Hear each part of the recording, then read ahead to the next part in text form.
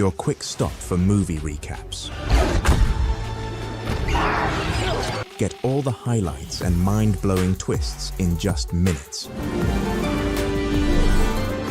Our movie today tells the story of the legend of the 10 rings, owned by this man. Some say he found them in a pit, others say he stole them. The rings gave him superhuman strength and the gift of immortality. He could have used them for good, but all he wanted was power. He built an army called the Army of the 10 Rings, and over centuries, the army spread across the world, causing the collapse of entire governments and altering the course of history. 1,000 years later, wealth and power were not enough for him. He began searching for a magical village called Talo, where the inhabitants were trained in martial arts directly by their ancestors. His sole focus became reaching this village by any means necessary. He took his men and entered the enchanted forest surrounding the village, but the trees closed in on them and their vehicle fell. He managed to escape before the vehicle plunged down, continuing on foot through the forest until he encountered this girl standing there. He asked her for the entrance to the magical village.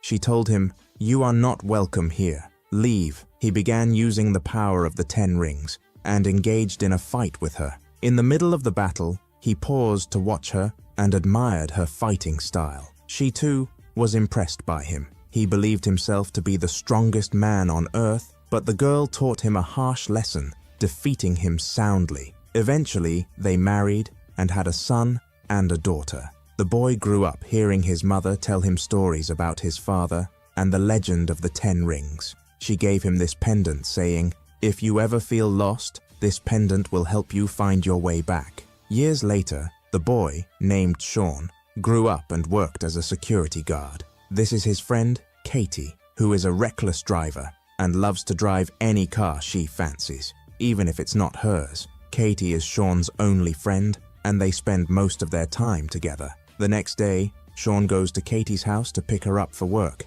They take the bus to get there. While they're talking, a man approaches and demands the pendant from Sean. When Sean refuses, the man tries to take it by force, but Sean fights back. 2 others, who are with the man, join the fight. Katie tries to intervene, saying, "You must have the wrong person. He doesn't even know how to fight." But when one of them pushes her aside, Sean becomes enraged and fights them. Katie is stunned. Sean engages in a fierce fight with the 3, defeating them all. Afterward, the man with the missing hand reveals a sword-like weapon and attacks Sean. During their battle, the man cuts the bus brakes, causing an accident. The driver faints, so Sean takes control of the bus. The man with the sword tries to kill Sean, but Katie takes over driving while Sean continues to fight. The bus, which is made up of 2 sections, starts to split. Sean tells the passengers in the back section to move to the front. He pushes the man with the sword into the back section,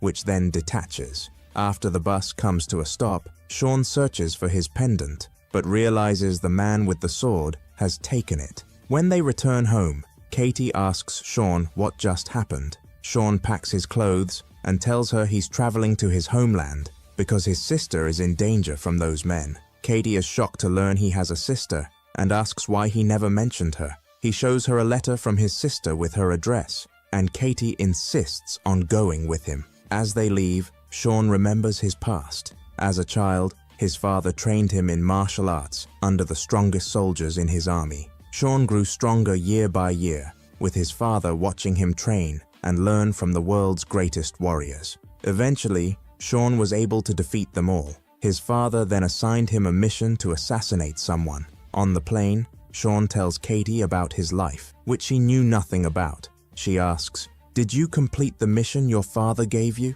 He replies, "No, I ran away and came to live in America. My real name isn't Sean, it's Shang-Chi." When they arrive in Shang-Chi's homeland, Katie is amazed by the scenery. They get out of the car and enter the address written in the letter. In the elevator, a man makes Shang-Chi sign a document. Shang-Chi asks him about his sister, but the man doesn't reply. When they arrive, a young man greets them and leads them into a place filled with fighting arenas and betting. Shang-Chi and Katie watch the fights. The young man informs Shang-Chi that the document he signed was a contract to fight in a match. At first, Shang-Chi refuses, but the young man insists, saying he must fight because he signed the contract. Shang-Chi reluctantly enters the arena, and Katie is shocked by his athletic physique. A girl enters the ring to fight him, and Shang-Chi is surprised to discover it's his sister, Xialing.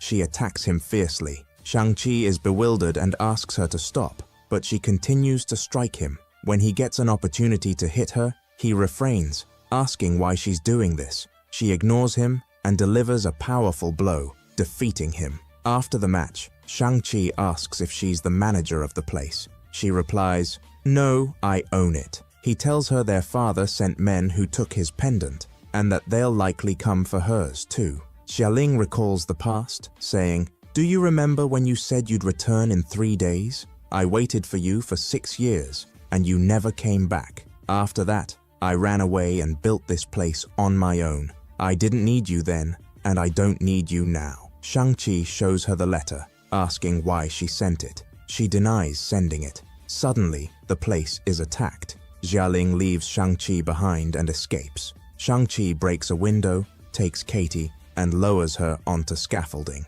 The attackers follow them, and Shang-Chi fights them. One of the attackers tries to harm Katie, cutting the scaffolding rope. Katie dangles precariously, but falls, only to be saved by Xialing. Xialing then helps Shang-Chi in his fight, but one of the attackers steals her pendant and runs. Shang-Chi chases him, defeats him, and is about to kill him when his father suddenly appears and stops him. Shang-Chi realizes these men work for his father. The man hands the pendant to Shang-Chi's father, who greets him warmly, saying, "I've missed you." He takes Shang-Chi, Xialing, and Katie back to his empire. He builds it and tells his army that his son has returned home. Then Katie goes to the room with Xialing, and Katie tells her, "I've seen a lot, but your father is unparalleled." Shang-Chi goes to the place where he used to train and recalls the old days when he would train until his hands bled. His father would take him to treat his hands.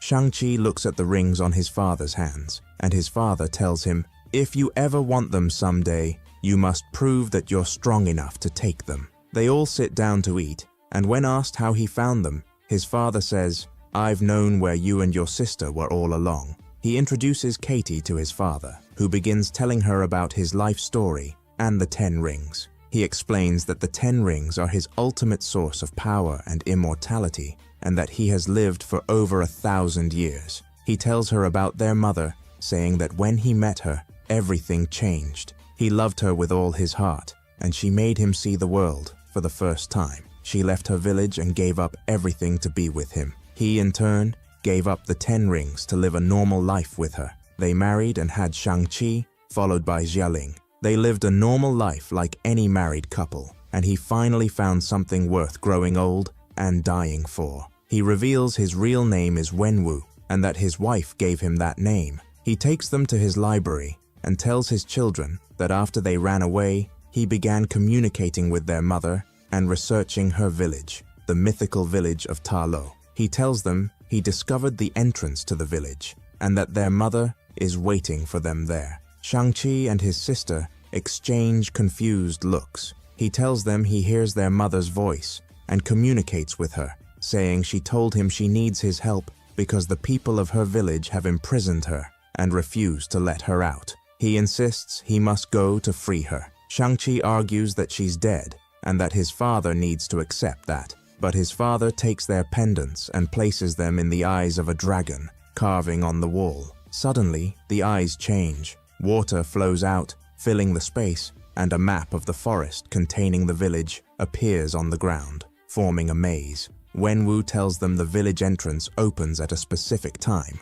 which will be in 3 days, and he knows the path through the maze that leads to the gate. He says, "I brought you here to help me bring her back." When his daughter asks what they'll do if the villagers refuse to open the gate, he replies, "We'll burn the village down with everyone in it." Shang-Chi objects, so his father strikes him and Xialing, ordering his soldiers to take them and lock them up. While imprisoned, they hear a voice, follow it, and open a door to find a man talking to himself. Katie asks him who he is, and he introduces himself as Trevor, saying he's been imprisoned there for years. Suddenly, a strange creature appears, and Shang-Chi and Katie are frightened. They ask what it is, and Trevor tells them it's Morris. Trevor is the only one who understands Morris and communicates with him. Trevor tells Shang-Chi that Morris says he knows him and that he grew up with his mother in Talo. He explains that Wenwu took Morris from the forest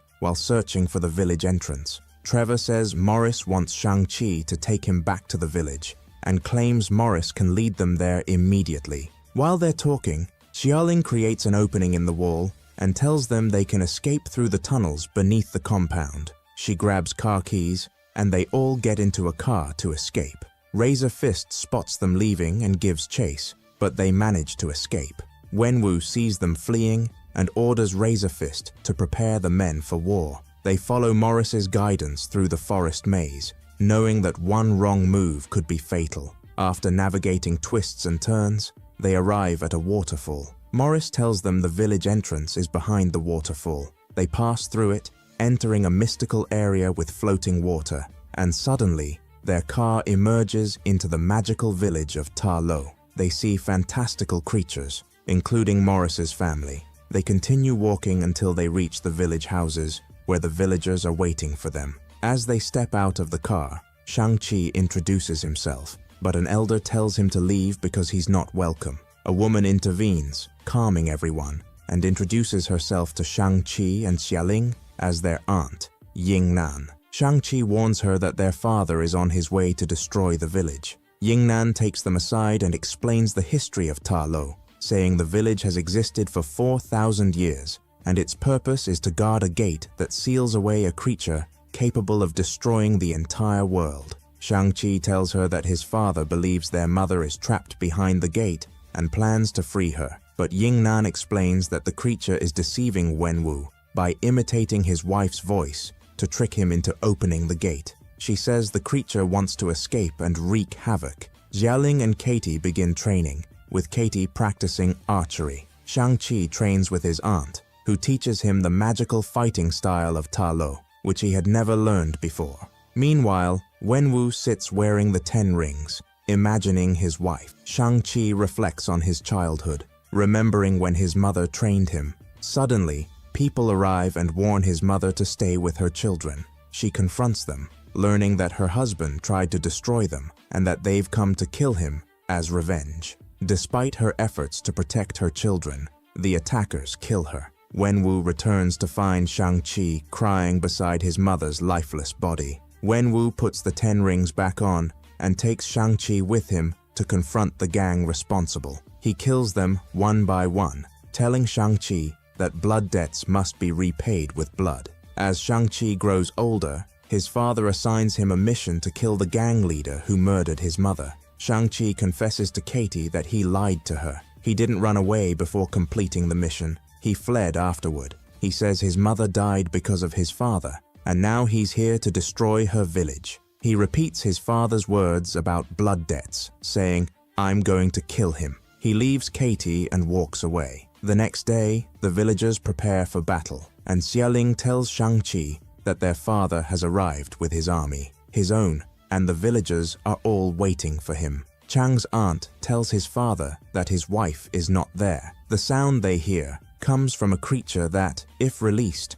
will destroy the entire planet. But his father doesn't want to listen to anything and insists on reaching the gate by any means. The battle begins, and the villagers join the army in a massive fight. Chang's father leaves them to fight each other and heads to the gate. Chang sees him and goes to stop him. He tries to talk to his father, but his father strikes him. Chang fights his father in every way possible, but his father is stronger and defeats him. He hits him hard, causing him to fall into the lake. His father reaches the gate and hears the creature's voice, which mimics his wife's voice, and starts striking the gate. From it emerge terrifying creatures that begin attacking the soldiers and stealing their souls. These creatures can only be killed with the villagers' weapons, made from dragon skin. The creatures take the souls back through the gate to feed their leader. The 10 Rings army unites with the villagers to stop these creatures,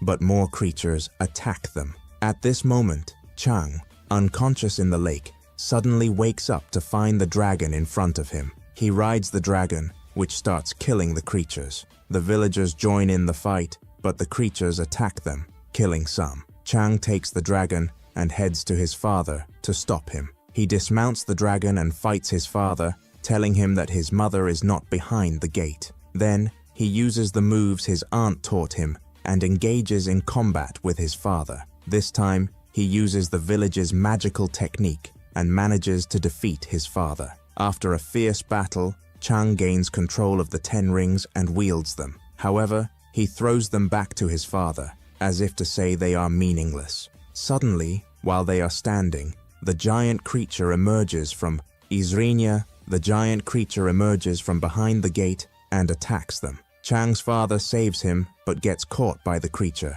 which starts to drain his soul. Chang's father looks at his son and throws the rings to him, giving them to Chang before dying. Zhu rides the dragon, which confronts the creature. She goes to Chang, who joins her on the dragon. They chase the creature, which is heading toward the village. The dragon tries to drown the creature in the water, but the smaller creatures come and feed its souls. It regains its form and emerges from the water, grabbing the dragon and attempting to take its soul. The creature grabs Zhu and pulls her, but Chang holds onto her.